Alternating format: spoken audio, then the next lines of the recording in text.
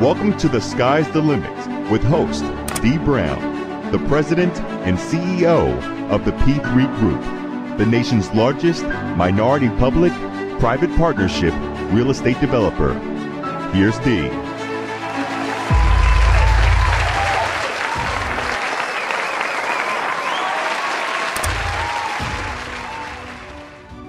Joining me today on this episode of The Sky's the Limit is the head of the Global Fixed Income Mutual Funds team at S&P Global Ratings.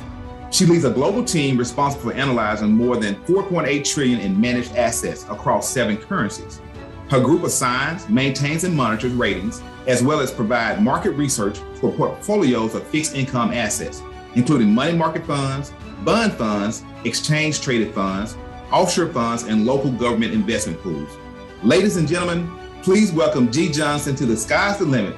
G, I'm so happy to have you on my show today.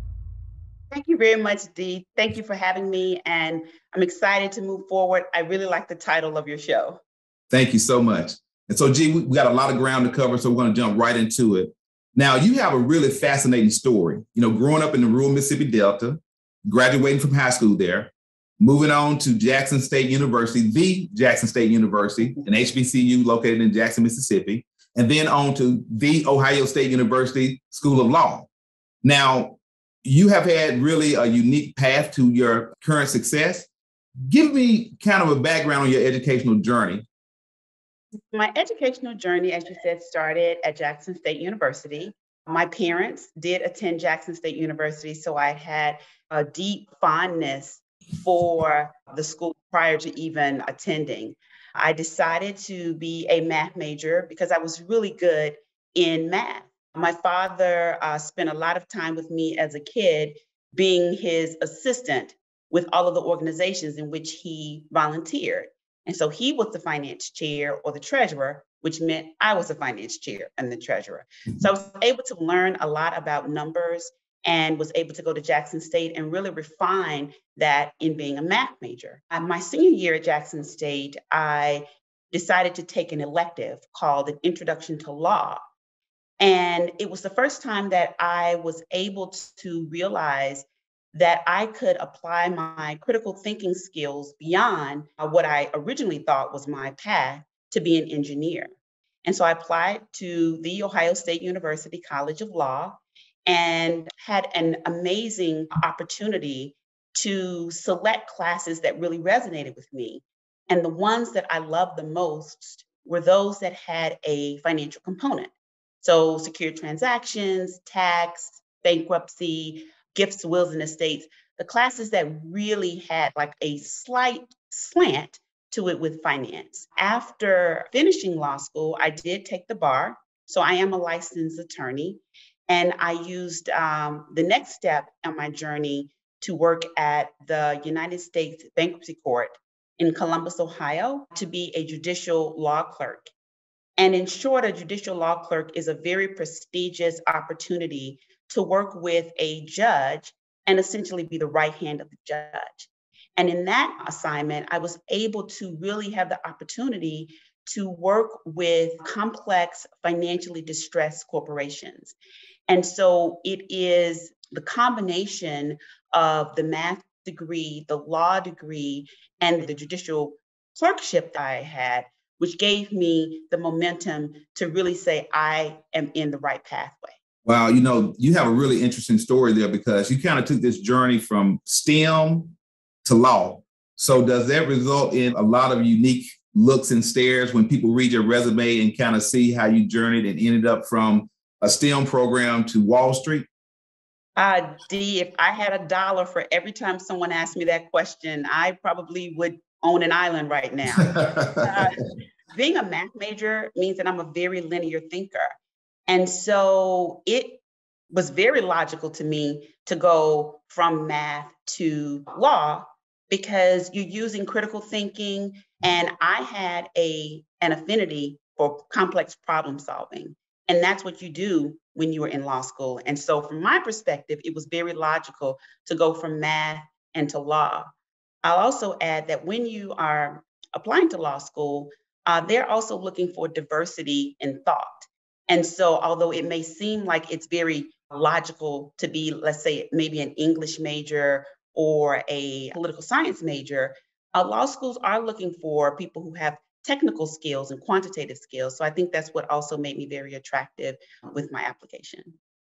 So during your journey in your professional world, you transitioned from bankruptcy to structured finance. And so that's obviously a big leap in a different direction as well. So talk about how you made that transition.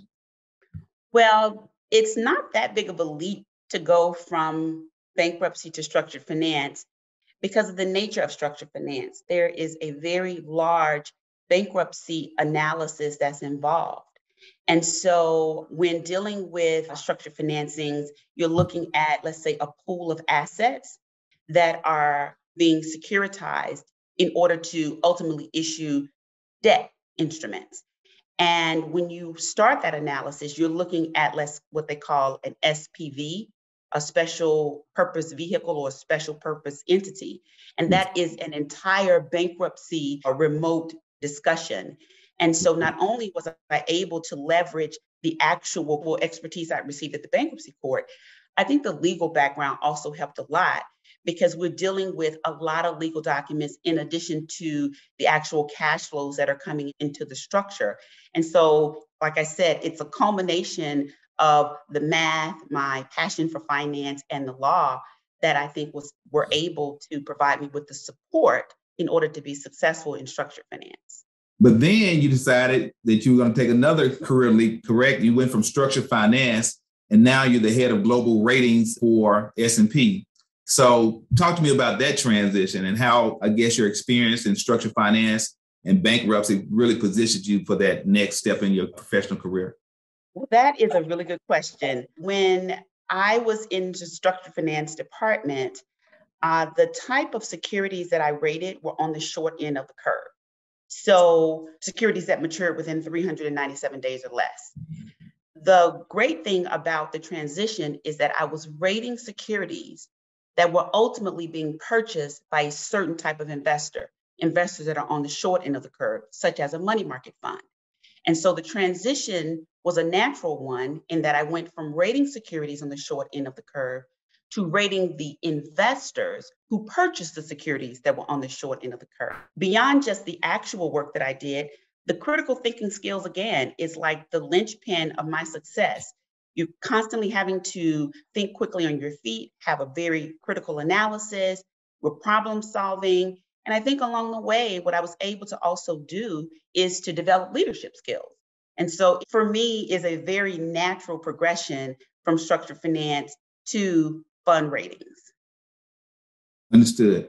So I always say, G, that every time there's an opportunity or an occurrence, whether good or bad, it presents opportunity for us to grow and expand our careers and find new paths that we may previously have not thought about. Are there any particular unexpected occurrences in your life that led to you taking advantage of unique opportunities? I agree with you. I think some of the greatest opportunities that I've ever had in my career were unexpected. Two that I can think of offhand would be S&P had opportunities for analysts to engage in international rotations. And I put my name in the hat and I felt really good about my application, but I also know that it's very competitive and my colleagues are very talented. And I didn't think about it anymore. A couple of months later, my manager called and said, "You have been selected." And so I got the opportunity to rate mutual funds out of our London office and cover EMEA domicile credits. It was a fantastic opportunity. It had a regulatory slant in that money market funds or funds in the United States are regulated by the SEC. Well, here's a different regulatory body. It's ESMA. And so I was thrust right in the middle of that. And it was an amazing opportunity. I tried to take full advantage of not only the professional opportunities, but also immerse myself in the culture because, the global economies are driven sometimes by cultural differences, and those cultural differences and the global economic differences impact money market funds differently. While in London, another unexpected opportunity came about. The company was going through another initiative in order to become compliant with the Dodd-Frank Reform Act. And I was selected as one of the analysts to move to the New York office and work on that particular initiative. Again, it was very unexpected, but it gave me great exposure to the company on a much different level. My parents have always been a proponents of just try. And so I did. I packed my bags and I reluctantly moved to New York only because I was having a really good time with my colleagues in Europe, but I had an equally good time in New York. And so if you ask me what are some of my favorite cities, they are London and New York. Hey, those are two of my favorites as well. Now, I would say most people's lives are defined by two things: success and failure. I think what actually make a person who they are is being able to not only fail at something, but being able to recover from those failures. Are there any particular failures in your life or career that you gained a lot of experience from that helped you get to where you are today? The failure that comes up for me is, I would consider an epic failure because I didn't learn from it the first time. The lesson came around twice. And so the failure was with respect to really thinking that having an amazing work ethic and having accolades for having completed a project alone would be sufficient to propel my career forward. And it didn't. And so I had a really great person in the industry that I called to explain after the second time, why was I not able to have any upward trajectory? And so I explained what happened. And she said, you have the work ethic, you have the accomplishments, and you have a mentor.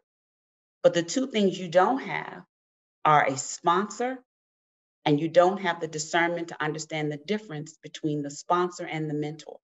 And it took me back a bit, but when I absorbed it, it really was about the fact that even though I had the work ethic and I had the accolades, what I didn't have was someone to speak on my behalf in the room when I wasn't able to speak for myself. And so that was the greatest failure and the lesson that I learned from it. You know, that's a very important lesson as well. You know, I tell people all the time that your skills and your talents will get you in the door, but it's those relationships or sponsors, right, that are going to be speaking up for you when you're not in the room that keep you in the door. So I think that's a very important lesson that all young people and old alike need to learn a lot from. Now, I know there's a philanthropic side to everything that you do, and you're very big on philanthropy. And one of the things that I know you do is you volunteer to be the chair of the Jackson State University Development Foundation board, and you've been a long time member of that board. Talk to me about your prior experiences that kind of prepared you to take the leadership role of such an important position for Jackson State University. Well, the first I would say it was about the passion that I have for not just my alma mater, but my parents' alma mater. So it started off with just the passion of wanting to give back. And I started off as, a basic donor by giving first my donations, private donations, and then was able to provide my time. And I think what has prepared me for this particular opportunity is every experience that I've had. It requires critical thinking. It requires problem solving of very complex structures. It requires relationships. Being that it is a volunteer board, you need to make sure that you are able to create the relationships before you even ask anyone to provide you with a donation. I think also strategic planning. In my job, I've done a lot of strategic planning and have been tasked with determining various operational efficiencies. So I was able to bring all of those skills to the board, and we have been able to execute quite a few new initiatives, as well as create a strategic plan that supports the strategic plan of the university. You know, I have a lot of admiration for you in the role that you play in that position, particularly because especially, young people of color who are often challenged with how they're going to stay in school, how they're going to continue their education.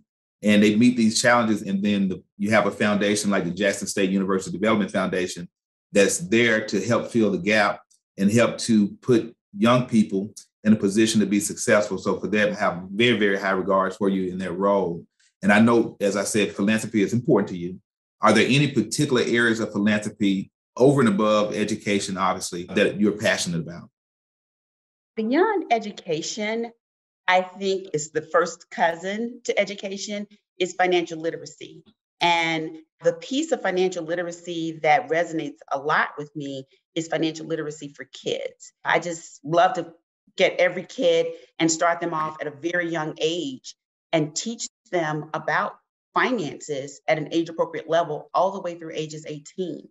Because I think that being able to manage money and understand the power of money, the real power of money, is really the key to success. Absolutely. And I want to ask you this question. So obviously being the head, a large group at S&P is a big accomplishment for anyone. And so when you start talking about a minority, that's even a bigger accomplishment.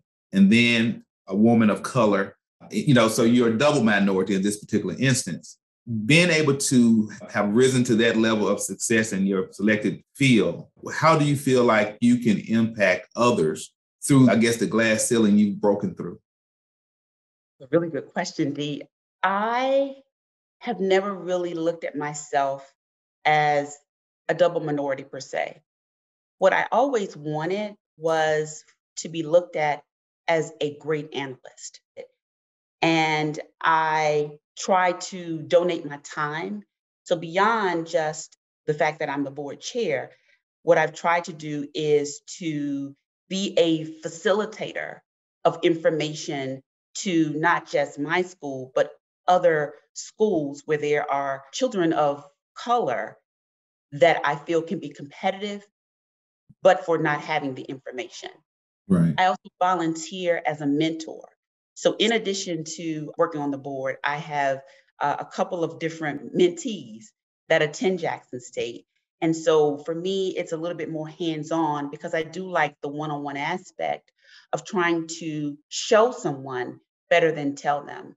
I know as a teenager, I really didn't like to be told, but I was a little bit more in tune if I could see it. And so I'm hopeful that as I return to Jackson State and I'm speaking to students at Career Day or even at S&P, I'm working on a couple of new initiatives that the company has launched, hopefully with my face, just the mere fact that they see me in the room, that they'll be inspired to look at a non-traditional route, like perhaps being a STEM major and then going to law school and then working on Wall Street. Right. It's a great story.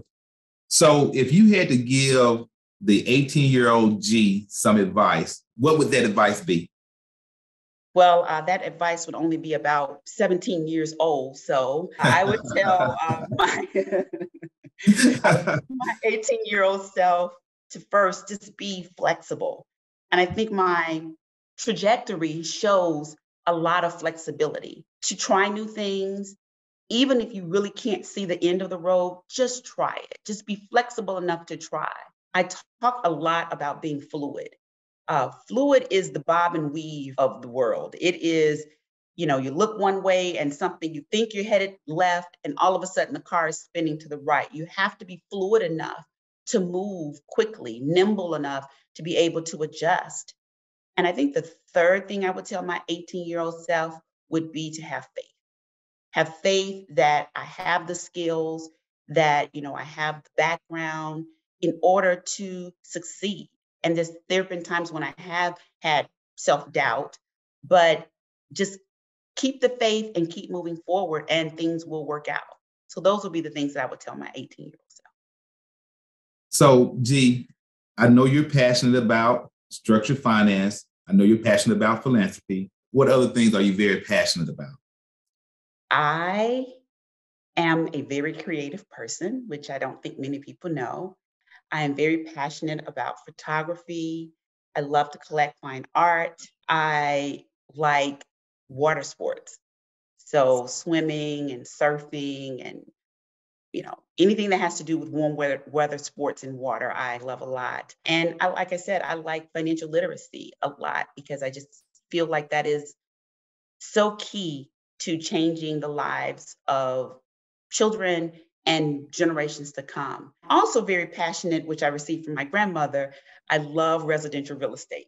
And so my grandmother purchased smaller houses, and I used to sit at her ankles, and she would explain to me profitability and expense ratios. And so I have this really keen passion for residential real estate on the side because I used to spend so much time with my grandmother.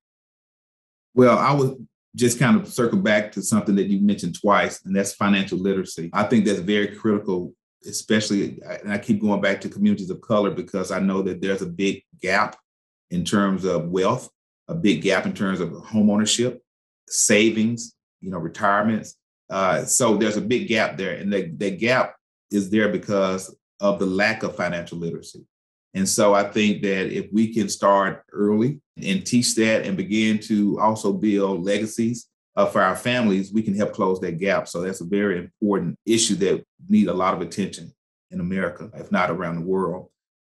If you had to write a book tomorrow, what would it be about? If I had to write a book tomorrow, I probably would take the opportunity to write a periodical for children, again, on financial literacy, where it's age appropriate. So with my parents having been educators and administrators, I do understand like there are various levels in which you need to hit in their developmental stages. And so it would be like a periodical, like the old Britannica encyclopedias, where the first set is for, let's say, ages 3 to 5 and until you get to age 18. And I would like to do it where it would have like a digital component in order to really access children and how they learn today. So writing it in a periodical style may have worked when I was growing up, but I recognize, the way the world has changed and the way people learn and access information, they would have to have some sort of digital component to it. So I would write a book, but it would have a digital slant. Got you. So G, you've had an amazing career. What's on the horizon? What's next for you? Where do you see yourself going 5-10 years from now? Well, on the immediate front, I really am enjoying my job. I have an amazing team, and we have some really new initiatives at the start of the year. And so I'm looking forward to returning and executing on some of the mandates that I have for my team. I would also like to leverage my skill set and continue on some strategic initiatives that I have with the board. I've worked with not only the Jackson State University Development Foundation Board, but other non-for-profit boards. And so if you tell me to look a little further out on the curve, I would say I would like the opportunity to bring my level of expertise to some corporate boardships. And then finally, because I am very much into philanthropy, I would like to continue using all of the skills that I have in order to continue to give back to the community. That's very honorable.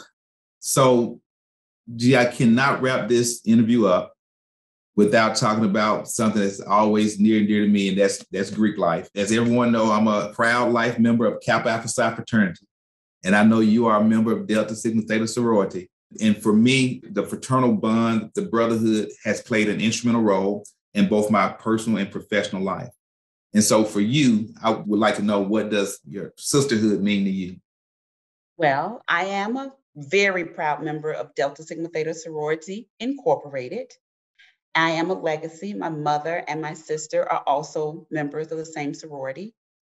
And the bond of sisterhood, it's like a blood sister. It's like someone that you can always call on in times of good or times of bad. Some of my best friends are members of Delta Sigma Theta Sorority. Not that I don't have friends that are not members, but just the connectivity that we have has just sustained us for over 20 years. And so professionally, I would say that it's the camaraderie and the level of pride and dignity and giving back that members of Delta Sigma Theta Sorority Incorporated always exemplify. And I am just glad to be a member of such a sorority that has such a rich history in not only service, but also in professional development and educational endeavors. Thank you for that, G. Listen, I really appreciate you taking time out of your extremely busy schedule to be on my podcast. Thank you so much. I'm glad to have you, and hopefully I have you on another show soon. Well, thank you very much for having me. This was really exciting, and I had an amazing time. Thank you. Ladies and gentlemen, G. Johnson.